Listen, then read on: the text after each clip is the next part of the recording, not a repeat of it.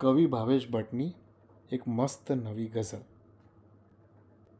રહું છું નરી સ્પષ્ટતાઓની વચ્ચે, ગમે છે હવે અણગમાઓની વચ્ચે. આનો મતલબ એવું છે કે હવે હું એવી રીતે રહું છું કે સ્પષ્ટ થઈને જ્યારે બધા લોકો કહેતા હોય હું એવા વાતાવરણમાં રહું છું અને હવે મને આ ના ગમતી વસ્તુ પણ ગમવા લાગી છે. વાહ વાહ વાહ.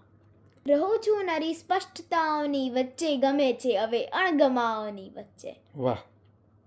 રસોડાને ખાલી નહીં લાગવા દે, જો માં બેઠી છે ખાલી ડબ્બાઓની વચ્ચે.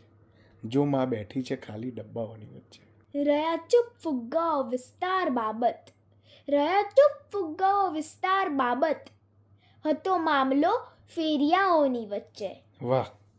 આનો મતલબ એવું છે કે બધા જે ફેરિયાઓની વાતો કરતા હતા એટલે એવું કહેતા હતા કે હું આ એરિયામાં વેચીશ, હું એક્ઝામ્પલ સુરધરા એરિયામાં વેચીશ, હું નારણપુરા વેચીશ. પણ જેની વાત હતી મેન ફુગ્ગાઓ વેચવાની વાત હતી ત્યારે ફુગ્ગાઓ ચૂપ હતા અને એમના ફેરિયાઓ વાત ઝઘડતા હતા ને વાતો કરતા હતા.